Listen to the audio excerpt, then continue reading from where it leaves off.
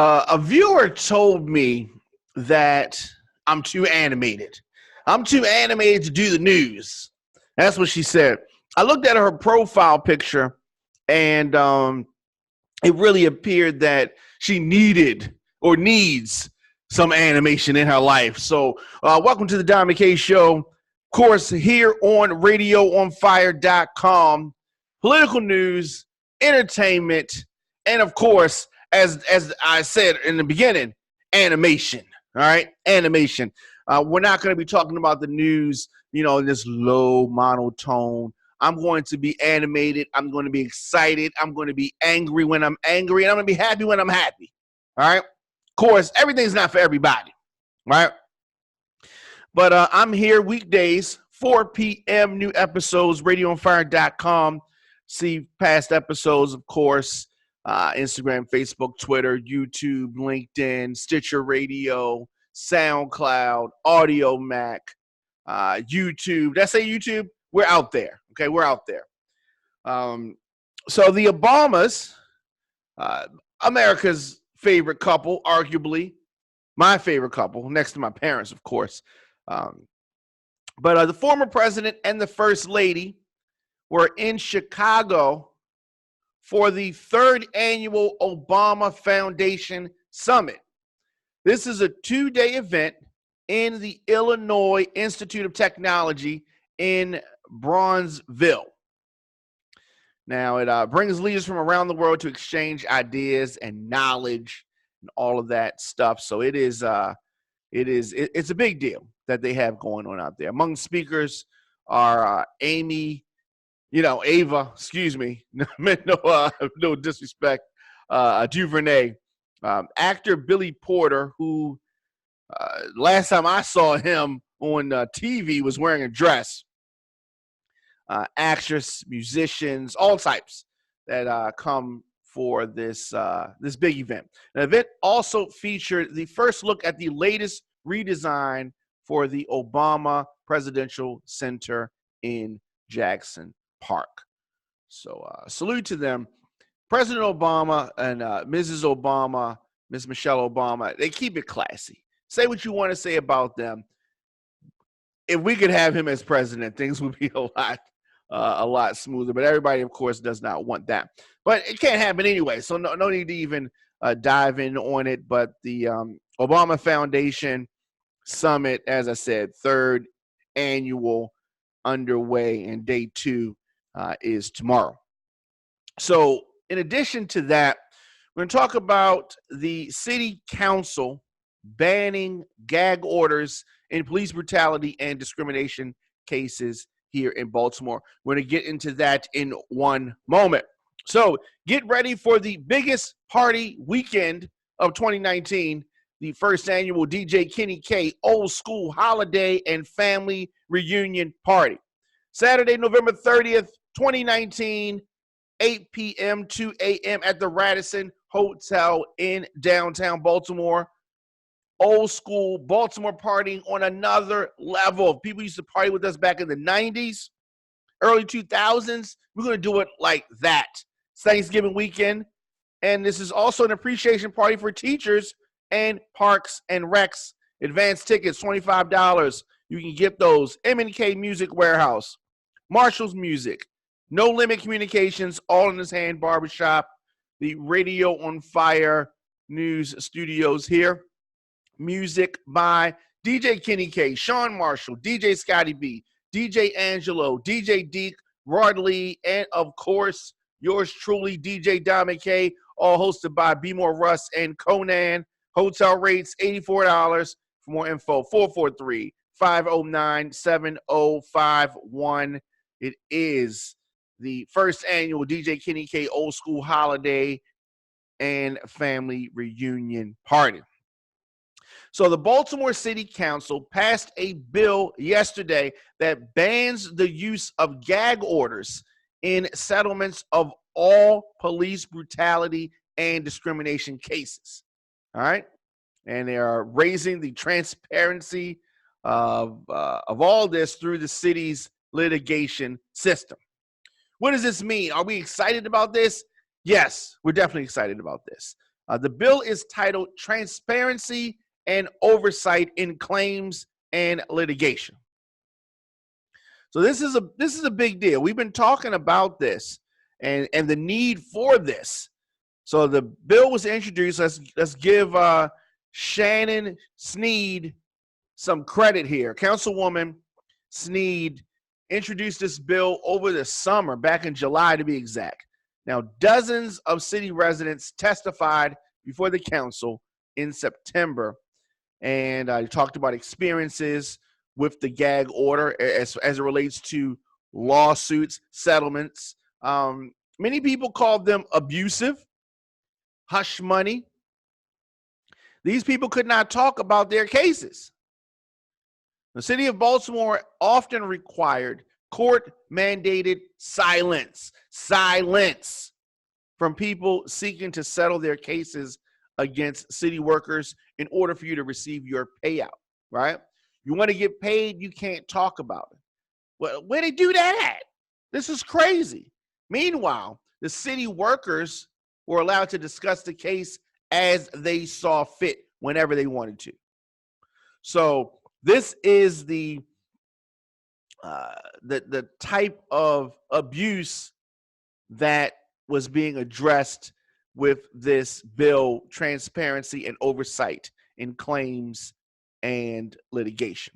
Now, a federal appeals court ruling in July held that Baltimore's gag order undermined the right to free speech.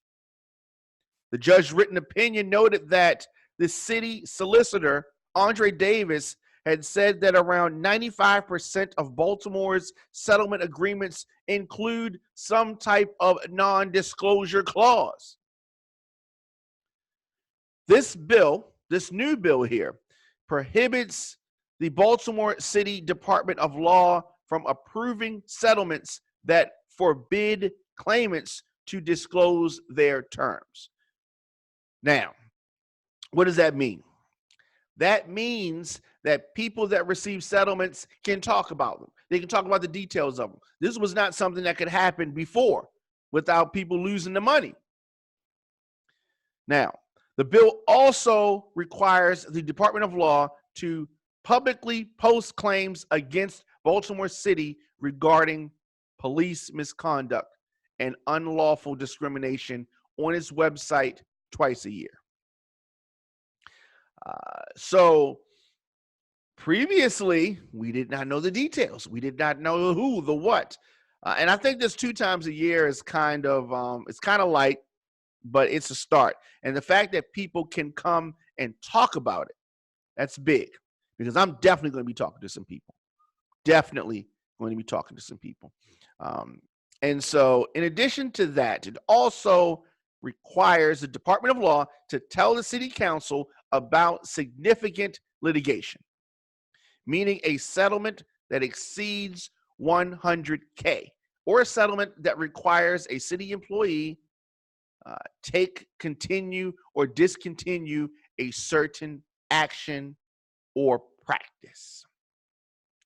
So we're going to see how this goes. The Board of Estimates, in addition to that, the city's financial spending board, for those that don't know, it will ban them from approving settlement agreements that contain gag orders. So all this information, great stuff, very excited about it. I think it is a step in the right direction. Now, is it going to fix all issues? Is it going to fix all problems? No. But as I said, a start in the right direction. Let me know your thoughts in the comment section. Instagram, Facebook, Twitter, at The Diamond K Show, at Radio on Fire. Speaking of Radio on Fire, we are the voice of urban America. 7 days a week, we are here grinding on the microphone. A lot of shows, a lot of content. As I said, radioonfire.com. Make sure you hit the subscribe button. Make sure you follow us on social media for your chance to win prizes and surprises. As I said, all social media at Radio on Fire. Now, finally, the race here in Baltimore, this 2020 election race, has really been heating up. It's really been heating up. Today, TJ Smith, the former Baltimore police spokesman, announced that he is entering the Baltimore City mayoral race. So he's one of the big dogs in the race now. He's one of the trifecta, as I call them, the big names in the race. But there are a lot of people in this race. This race could go any way. Don't know which way it's going to go. But Smith did this in a very impactful way. He was joined by family members of murdered victims. And the backdrop of this announcement was the house where his own brother was killed back in 2017. So that's at West Lafayette and Argyle Avenue. He also began reading the names of Baltimore homicide victims. As I said, very impactful, very emotional. And TJ Smith's brother, Dion, took his last breaths just in the backdrop. Many people know I lost my sister last year. And the hospice where she passed, I don't think that I could do a press conference with that place in the background. So the strength of TJ Smith, and my sister did not die. She was not homicide victim. She passed from breast cancer, but I'm just saying how emotional that would be for me. So I definitely commend TJ Smith just for having the strength to do that. And just like I said, just thinking about it, it's difficult. So his words were this: "And for Dion Smith, my brother, who took his last breaths of life in this city just over my shoulder, for those moments in life that they never get to see, for each of you who remain struggling to pick up the pieces of a shattered life, hardening your resolve, standing strong for those around you, for all of you, for your families, and for the great city we love, I'm announcing my candidacy for mayor," Smith said. He did a interview with C4, and he told C4 that it was difficult for him to hide his emotions, and he's running to better his hometown of Baltimore. So, as I said, he's jumping in this race, which was already a crowded race. We already have confusion in City Hall. We already have the president of the city council and the current mayor both running for the same seat. If that's not division right there, I don't know what is. But I frequently have said this race, the most important race, we have young versus old. The old guard is trying to hang on to power, and the new guard is knocking on the door. This city definitely needs some change. If you look at how things have been going here in Baltimore City, it is time for a change. But who's going to bring that change? Who's going to bring that change? We may even see another big name jump in the race. A former mayor, Sheila Dixon, she may jump in the race. We don't know because the deadline has not hit. So I'm expecting more people to jump in the race. The deadline for joining the primary is January 24th. No telling who's going to jump in the race at this point.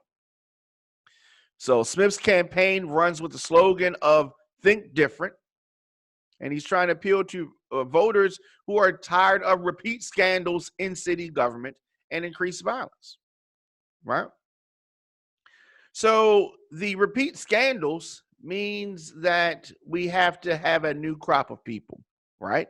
Bare minimum, the same cabal of people can't give us different results. But it's deeper than that. The system is set up a certain way. So you can almost plug and play people and we still get the same results, right? So we need an overhaul of this system here in the city. But time is going to tell who exactly is going to be in this race.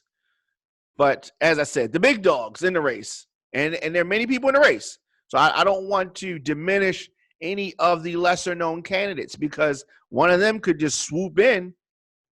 You don't know. Now, Jack Young did not have any comment about TJ Smith jumping in the race. Brandon Scott said he welcomes Smith to the race.